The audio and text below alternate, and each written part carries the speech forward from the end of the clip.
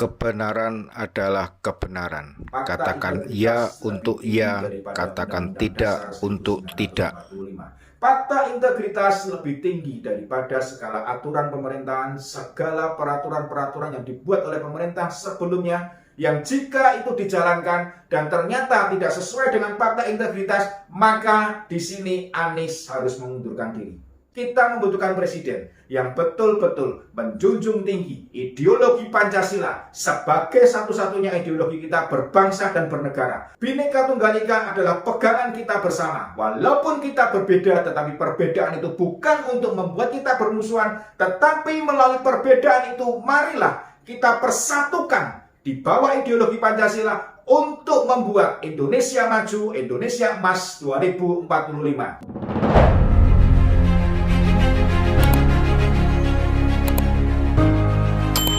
Opi Dantos.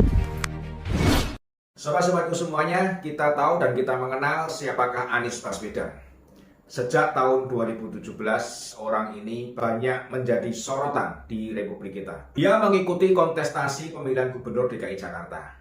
Dan dalam rangka untuk memenangkan dirinya, maka memang semua elemen masyarakat berusaha untuk dirangkulnya, berusaha untuk diajak agar menyumbangkan suara dan memenangkan dia sebagai gubernur DKI Jakarta.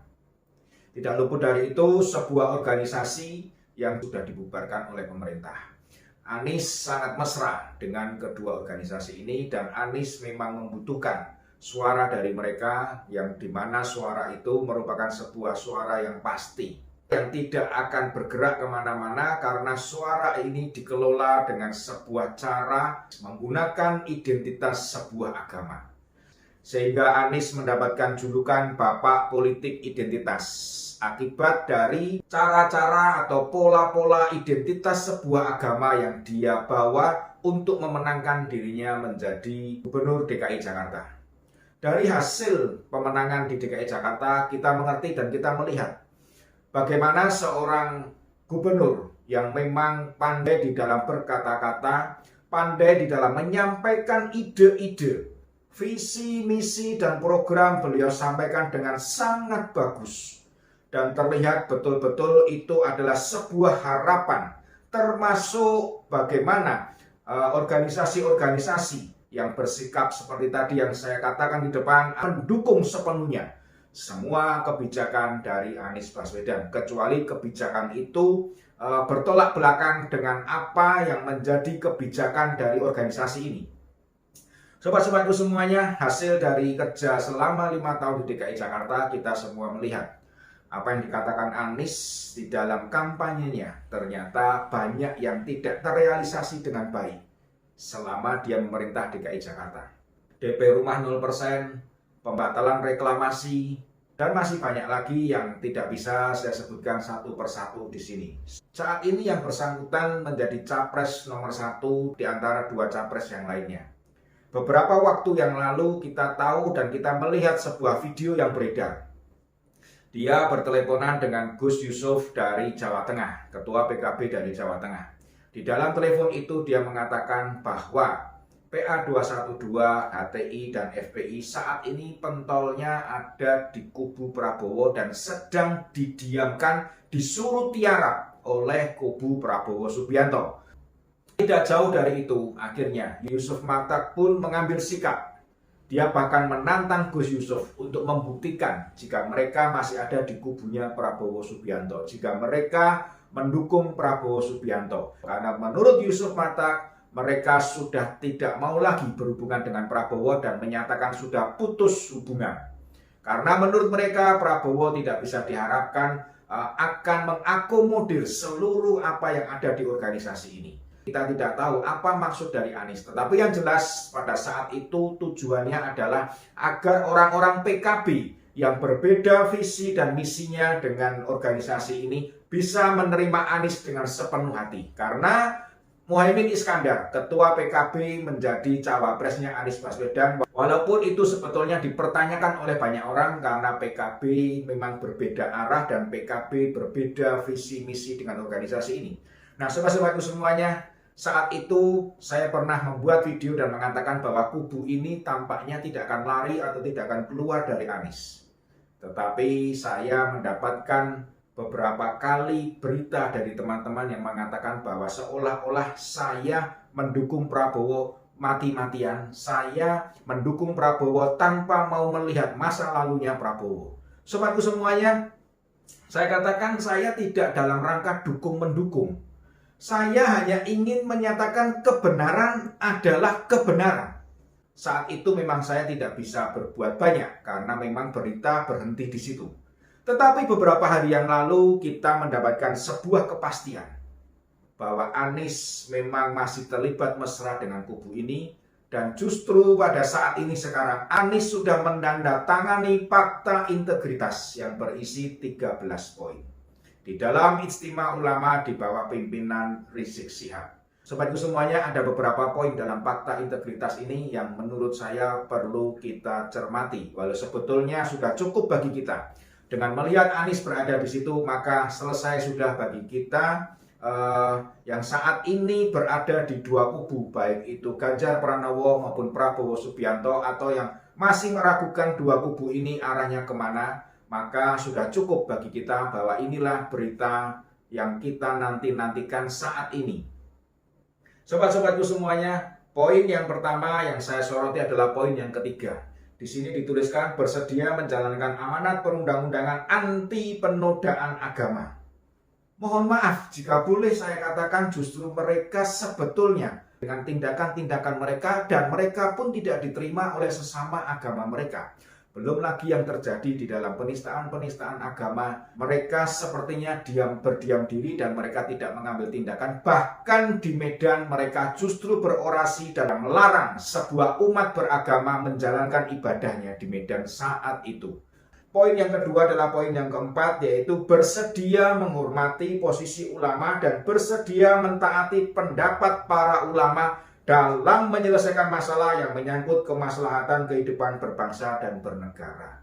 Mohon maaf jika saya ingin menanyakan, kapasitas seorang ulama di dalam mengelola sebuah negara tentunya terbatas dengan apa mereka yang betul-betul terjun dan duduk di dalam pemerintahan untuk mengelola sebuah negara ini. Jika terjadi sebuah pertentangan, jika terjadi sebuah perbedaan pendapat, maka Anies harus mentaati pendapat para ulama. Tidak ada kata lain. Sehingga kebaikan untuk masyarakat yang menurut eksekutif, yang menurut pemerintah, mungkin itu baik dijalankan karena masyarakat kita majemuk. Karena apa yang dilakukan seseorang itu belum tentu bisa diterima baik oleh seorang yang lain. Tetapi di sini pendapat para ulama harus diterima dan harus dijalankan.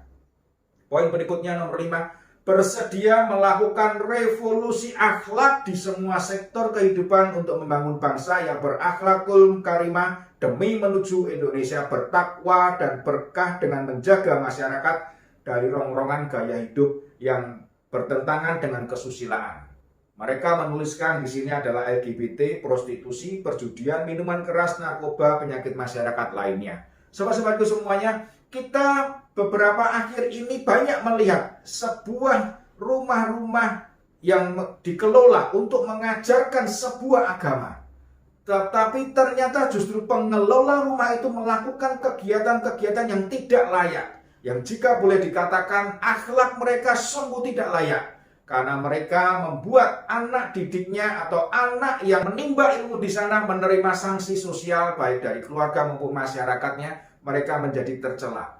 Kita lihat organisasi ini tidak pernah berbicara apakah ini nanti akan bisa dia jalankan. Seperti yang dia katakan di sini, revolusi akhlak yang seperti apa? Berikutnya, bersedia menegakkan hukum dan hak asasi manusia yang berkeadilan secara imparsial dan tanpa diskriminasi. Menjamin pemenuhan dan pemulihan hak para korban penyalahgunaan kekuasaan dan oleh aparatur penegak hukum, serta tidak segan menegakkan hukum terhadap oknum penegak hukum yang menyalahgunakan kekuasaan. Ini bagus. Saya percaya jika ini dijalankan, ini sangat bagus. Tetapi yang perlu digarisbawahi, di sini menyangkut mengenai penegakan hukum dan hak asasi manusia yang berkeadilan dan secara imparsial tanpa diskriminasi. Kita lihat di dalam beberapa kali penolakan rumah ibadah yang merupakan hak asasi manusia di dalam menjalankan ibadahnya, dan itu pun dilindungi oleh Undang-Undang Dasar Republik Indonesia tahun 1945.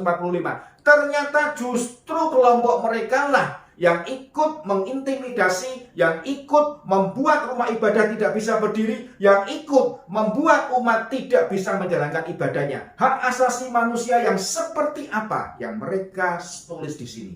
Berikutnya, yang terakhir poin ke-13. Apabila saya melanggar segala klausul yang terdapat pada fakta integritas ini, maka saya bersedia untuk mengundurkan diri dari jabatannya. Fakta integritas lebih tinggi daripada Undang-Undang Dasar 1945. Fakta integritas lebih tinggi daripada segala aturan pemerintahan, segala peraturan-peraturan yang dibuat oleh pemerintah sebelumnya, yang jika itu dijalankan dan ternyata tidak sesuai dengan fakta integritas, maka di sini Anies harus mengundurkan diri. Sobat-sobatku semuanya, inilah apa yang tertulis dalam fakta integritas, dan kita tahu semua memang Anies memang tidak bisa lepas dari yang namanya organisasi ini.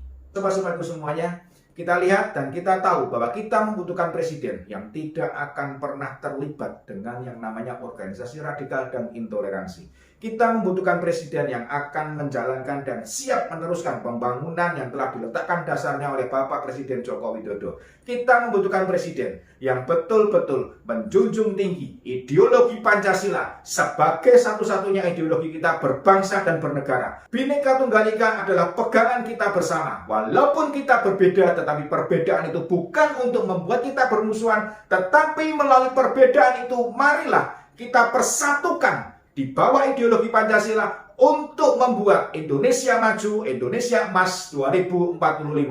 Dari Borneo, salam Opidantos.